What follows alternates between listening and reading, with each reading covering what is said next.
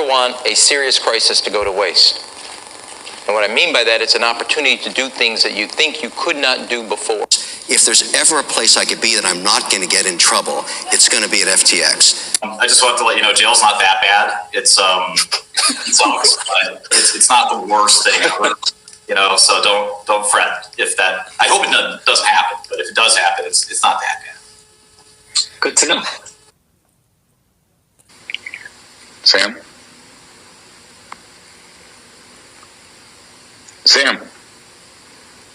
Bottoms are made in any market. I don't care if you're in equities or in debt or in crypto or in real estate. You always need a big player to go to zero. That always helps, whether it's long-term capital or whether it's one of these crypto infrastructure companies. I would like to see, and I don't want this to happen, but it always gives you a good bottom when you get a large player over-levered that goes to zero. And that always tends to be the beginning of the rebuilding process. So if you have to sacrifice someone who used too much leverage, and it's always leverage that does this. Somebody's over-levered, positions are complicated, they're not transparent, they're not liquid, and they go to zero. Someone is out there on the brink of zero. That's okay. In fact, I'd argue that's a good thing when we get it. Now, do we get it this week? Do we get it next week? Someone's going to zero. I don't know who, but it'll be great for everybody else that survives because everybody will learn from that. And that's what I like about a washout, an event. And I think we're due for one in crypto land. And I don't know who it's going to be, but I guarantee you 100%, I've seen this movie before, you will learn later that somebody put on a heavily... Also involved with Terra Luna and burned by its collapse, now FTX. So why should investors trust you in Galaxy Digital? Well, listen, we have been very candid the entire time we've been in business. We've had good risk management protocols. We invested in Terra Luna very early and exited our position the whole way along the ride. Warned investors that there's no free lunch when you're building up an ecosystem this big based on an algorithmic stablecoin, which we didn't invest in.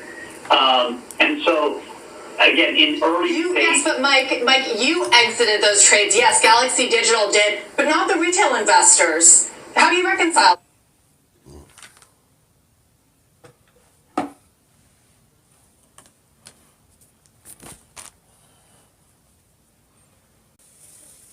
Reaction today? Obviously, one of frustration. There's no question about it. I'm still a huge advocate for the potential of blockchain and cryptocurrencies. I'm disappointed, like many other shareholders. It sets, in a way, though, I always try and find what is the outcome of something like this. I mean, yes, I'm a shareholder in the International. That's a zero. It's not the first time I've made a bad investment, probably not the last time, but luckily I make more good ones than bad ones, and I learn from my mistakes. What's going to happen now is there won't be another situation like this for institutional investors ever again. We're simply not going to put capital to work until this stuff gets regulated. And what is occurring, and I'm just one voice in it, what I'm going to be doing is I'm going to fly to Washington, and I want regulation. I want it now. No more delaying. I think this puts tremendous pressure on the SEC. I think a bill like the Stablecoin Transparency Act, which has been floating around forever, not going to signature, not going to markup, we got to stop doing this to ourselves. As an industry, it has to stop, but also it's time to move forward with regulation. And if this is the bottom of the crypto market. A massive player goes to zero. And now you build from the ashes. That's the upside. I am still going to invest in crypto. I lost money in the accounts there. They have a date on them now.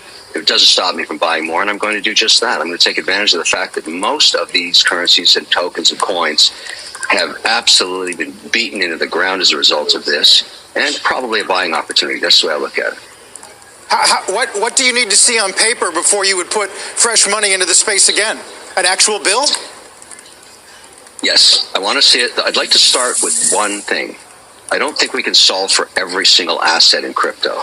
I want to do one thing, and that one thing is to pass the stablecoin. the Stablecoin Transparency Act. One thing, because that allows us to use the US dollar as a payment system. I would use that in all of my businesses every day. It's far superior to ACH, far superior to SWIFT, far faster, more transparent, 100% auditable. All I need is the regulation that forces an audit every 30 days and guarantees me the backup for this is Treasury bills less than 12 months of duration. That's one thing. Very simple. That would signal to everybody around the world that regulators here in the United States are taking crypto on, starting to put rules in place, putting the guardrails on.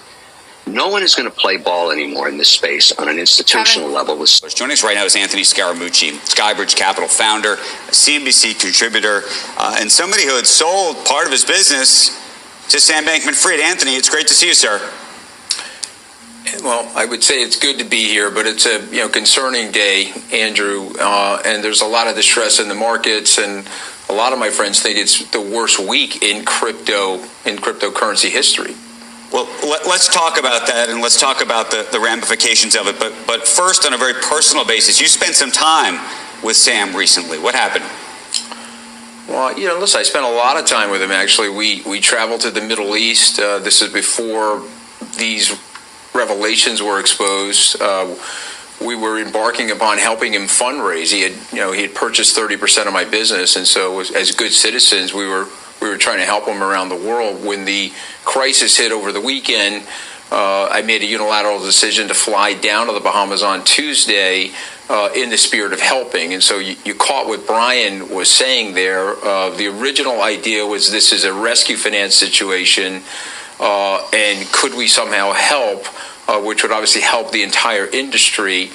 And then when I got to the Bahamas, it became clear, at least from some of the people that worked on the legal team and the compliance team, that perhaps there was more going on than it being a rescue situation. So when I left the Bahamas in the afternoon, I was actually distressed. I don't want to call it fraud at this moment because that's actually a legal term, and none of us know, and we have to leave it up to the regulators, and we also have to give everybody a presumption of innocence. But I have to tell you, I'm distressed about it. I don't like it for the industry, and I would implore Sam and his family.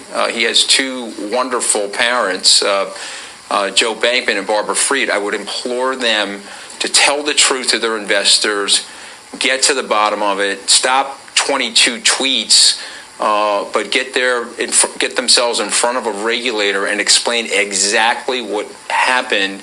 And if there was fraud, let's clean it up to the extent possible and repair the accounts at FTX.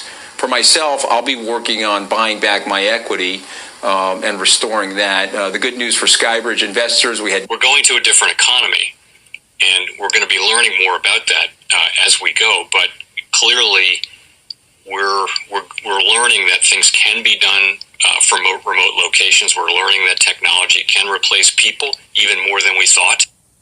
We're not going back to the same economy. We're recovering, but to a different economy, and it'll be one that is more leveraged to technology. And I worry that that is going to make it even more difficult than it was for many workers.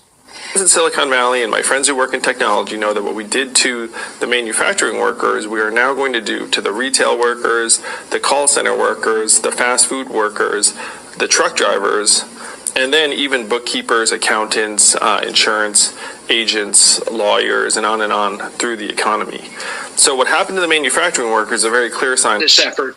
And China has big plans for this. They intend to seed their digital yuan into the global environment by giving it away to visitors at next winter's Olympics. When they arrive at the airport, they're going to get yuan digital wallets. They're going to receive digital yuan.